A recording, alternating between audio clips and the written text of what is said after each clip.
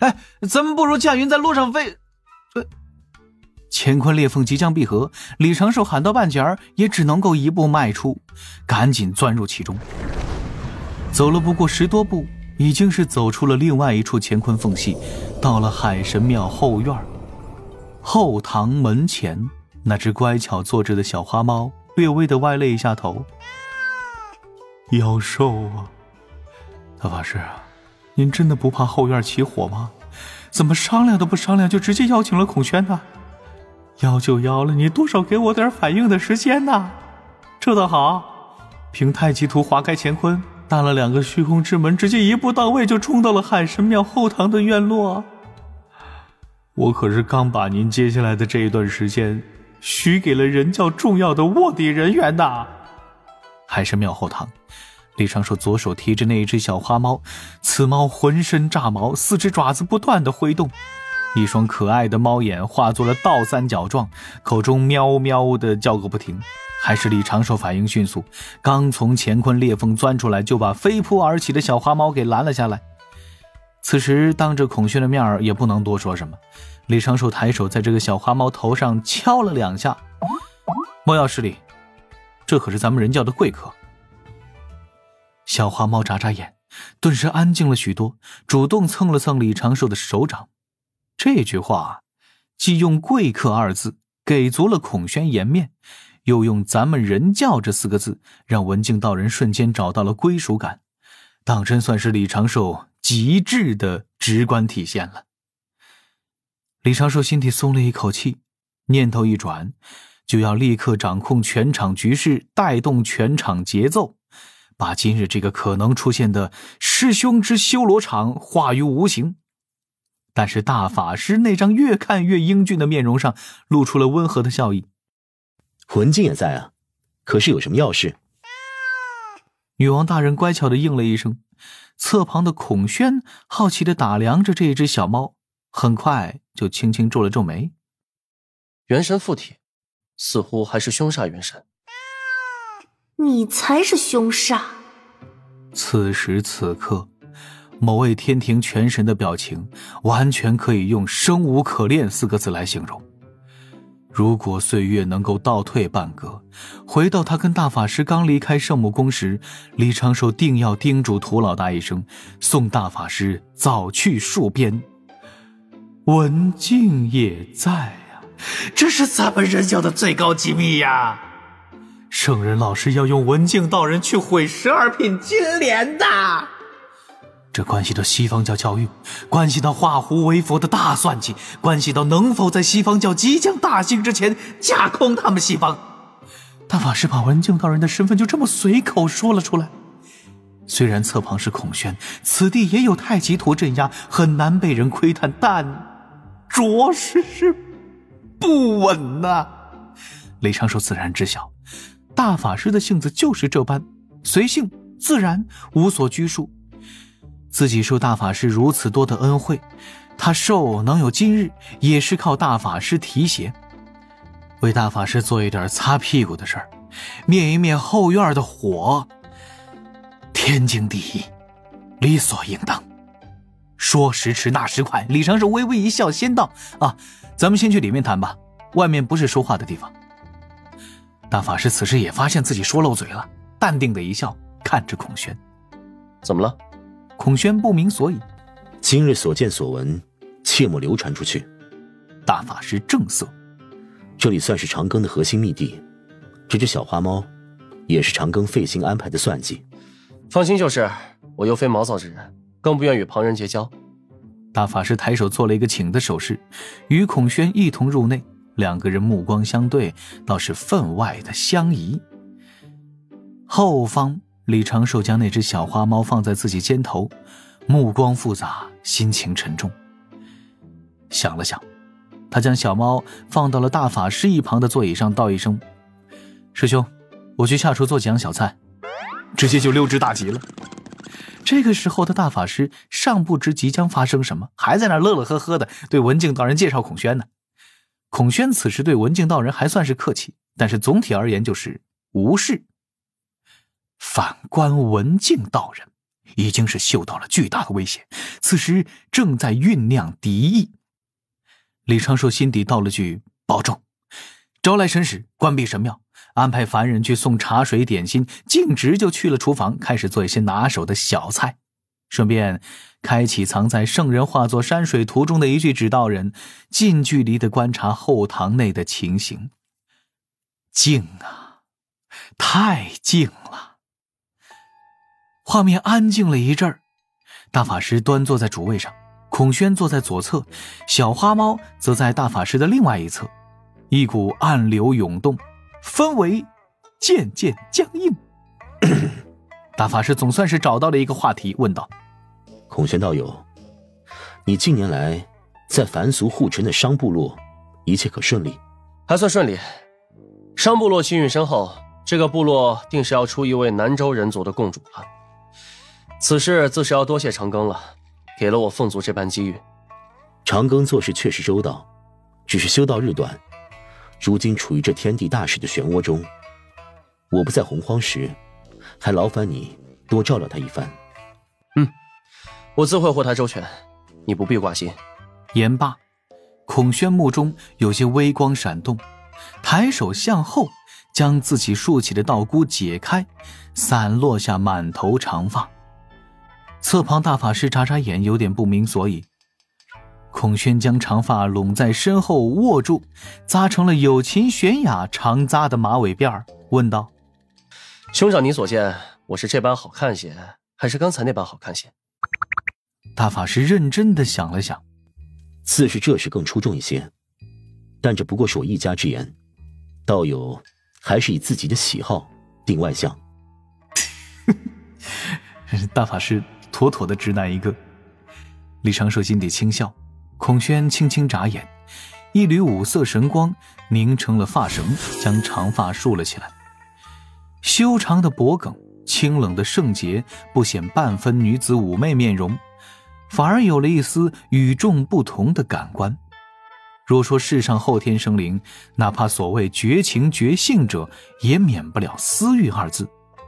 但孔宣阴阳未分，当真是存留了一份世上难寻的圣性，这也是他如今有这般道境的一大原因。大法师笑道：道友何时也在意起了外相？遥想当年，你我上古时相见，你血脉之力失控，随时吞噬生灵，我奉师命将你镇压。那时你化作人形，还是少年模样，当时的你当真是天不怕地不怕，圣人老爷都敢骂。今日的你当真成熟了许多，也有了一些凤家当家人的担当了。孔宣面容上有着些微的红晕，嗓音清清淡淡，却遮盖不住少许的羞涩。当时年少不经事，总觉得除却母亲之外，世上再无强者。而后才知山外有山，人外有人，自是要收敛一些。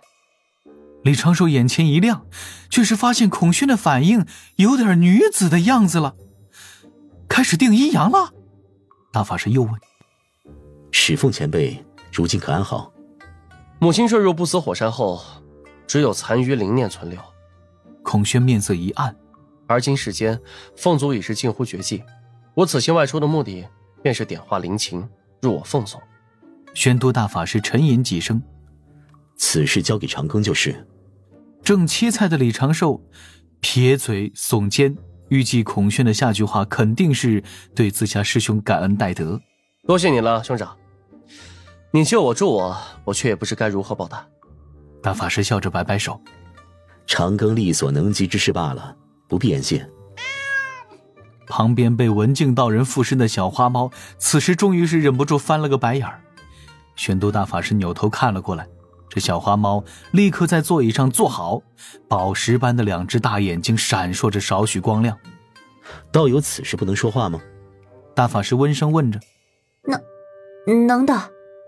小花猫口吐人言，声怯怯，意迟迟，禁不住用猫爪捂住嘴角。大法师，您与客人聊天就行，奴家在旁听着。大法师含笑点头，但孔宣却有些坐不住了。客人？我见你本体似是一只血纹，为何能入人教之内？大法师刚要解释，这其实是……文静道人已是回话：不巧奴家化形时生得貌美了些，水神大人见我有几分姿色，便想着让奴家入人教，今后服侍大法师。大法师疑惑不解：是这么回事？哦。孔宣面容瞬间冷了下来，目中神光绽放，似乎是看到了文静道人化作人形的模样，轻哼一声：此事若是真的，我当真要说一说长庚了。外相不过由心生，太清乃是天地间少有的圣人道场，修道妙境，岂能让太过妩媚不明的女子出现在太清之地？这岂非坏了太清的名声？哟，小花猫的嗓音有些发嗲。还坏了太清的名声。水神大人乃是圣人老爷二弟子，又是天地间1等1的智谋星，更是天庭玉帝陛下最信任的仙神，三教之中各有大能拥护。您虽是凤族化世者，天地间有数的大能，但说教训就要教训，是否有些拖大了呢？孔宣皱眉凝神，此时竟然说不过文静，这也是理所应当。毕竟孔宣与人斗法，话不过3句就是五色神光刷刷刷。文静道人出身血海，又加入了西方教中，做了阴暗中的一把利刃，什么场面没见过。此时言语挤兑，不过是初显的功力。若非孔宣实力太强，文静道人更刺耳的话都能回敬。孔宣哼了一声，竟然直接道：我算是长庚的同辈长者，如何不能教训？文静道人轻笑了一声：但我怎么听说水神是圣人老爷二弟子，您是哪儿的同辈长者？您刚才不也说了，不过是大法师的好友。孔宣皱眉紧皱，一时之间竟然无法辩驳。第1回合，文静道人胜。KO。但是大法师在旁边沉吟几声，正色道：孔宣算是我为数不多的好友之一，虽非道门弟子，却是始凤之后，教训长庚的资格还是有的。孔宣闻言当即扬起下巴，坐姿都直挺了许多。第2回合极快地分出胜负，孔宣依靠裁判的黑哨夺回一城。小花猫目露不甘，攥着小拳头做事要继续猛攻。李长寿的心底，塔爷、尺哥、涂老大看戏看的也欢乐，也在那讨论哪一个更配大法师一些。宝物们要是能够化成人形，8成是要搬一个小板凳，嗑一点小瓜子儿，论一论道门大师嫂的资格。正在颠勺的某天庭普通拳神心底轻笑了几声，决定多做几十个菜，避开那儿的漩涡。宁斗西方百地藏，不入此间修罗门。后堂中，孔宣一句不知何时能去兜率宫中拜见圣人，就掀起了第3回合的论战。大法师也不知是真的对此事不感冒，又或者是完全没有往其他方面想。此时虽然察觉到了文静道人与孔宣之间的针锋相对，但并未意识到原因为何，故大法师只是含笑听着，没有去灭火，全当看个乐。一来二去，李长寿不由在心底问太极图：师兄是真的不懂这些，还是故意如此？再下一盘大棋啊！涂老大的灵觉带着几分讥讽：还下一盘大棋？大徒弟安排人教道成之前，都不知男女该如何受孕，一心就知道修道修道，几次都差点跟大道同化，被老爷拉回来了。正在热汤的李长寿差点扭头喷出来，涂老大继续甩黑料：老爷让大徒弟去扩充人教势力，又告诉他不能够收徒，明摆着就是让他找个道侣。大徒弟厉害了，直接威胁月老，干涉人家6家道成的姻缘，老爷都被他气笑了。大徒弟在其他方面都是1等1的资质，唯独这事不开窍。塔爷接话：也不能说不开窍吧，大徒弟安排旁人还是十分厉害的。当年去三仙岛送小徒弟的画像，可谓无比高明的一手算计，不然哪儿有小徒弟你的今天？李长寿连连点头，感激感恩大师兄。乾坤斥道：哎呀，能帮一把好在，这是如何插手啊？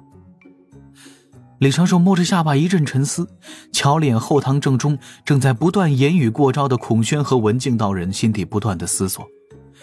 文静道人自是不用多说，他对大法师仰慕得很，是那种大法师只要点头今晚就能够拜堂成亲的主动求姻缘者。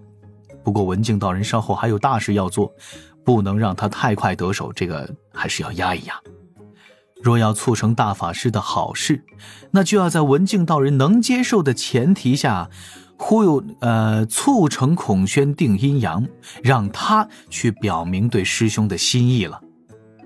此时文静道人附身的小猫跳到了大法师身侧，温顺地靠在了大法师的手臂旁。孔宣不甘示弱，搬着椅子到了大法师身侧，扶手碰扶手，端庄淡定地坐了下来。长庚怎么还不回来？李长寿想了想，淡定的一笑，安排人开始上菜，心神挪移去了小琼峰上，开启了一支指导人。